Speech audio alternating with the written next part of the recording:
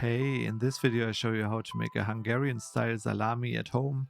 First of all, we need some meat. I have lean pork and pork back fat. The ratio should be around 70-30. Then for the spices, some salt and cure and black pepper. And then here I have some paprika powder. I have mild and hot paprika. Depending on how hot or mild you want the final sausage to be, you can change the ratios. That's completely up to your taste, to be honest. And here in the front I have a sugar mixture, dextrose and normal sugar, and some mace to round it up. And that's it for the ingredients. I would say let's start with the process. First of all, cut the meat and fat into cubes or strips. Only thing is they need to fit your meat grinder later on. And then you put them in a bowl and put them in the freezer, get really nice and cold. For the grinding, I'm using the medium perforated disc. If you want it finer, go finer. If you want it coarser, go coarser. Again, completely up to your taste. I grind it through once. And then I add the spice mixture. Just make sure it's evenly across the whole bowl and then mix it through. And here again, don't save time. Make sure that the mixture is nicely mixed and has a nice binding, because otherwise your sausage will crumble. You will have air pockets. The possibility that it will rot is much higher. So make sure it sticks, and in the end you have like this nice and compact sausage mixture. And that also helps once you fill the sausage stuffer, there are no air bubbles in it and your final sausage will be much nicer.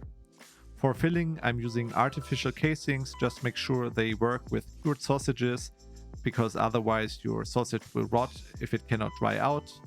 Make sure there are as little to no air holes or gaps in the mixture when you fill it, and then tie it off with a knot or make it two, then it will definitely hold together. Then if there are any air bubbles or pockets, just use a needle or sausage pricker and get some holes in there. And then it's time to let them hang. The first part is to let them hang for 48 hours with a high humidity, more than 95%, at a temperature between 20 and 25 degrees Celsius, that is 68 to 77 degrees Fahrenheit. And if you don't have a special curing chamber or so, just make sure you have this temperature, for example, in your bathroom, and then spray it from time to time with some water.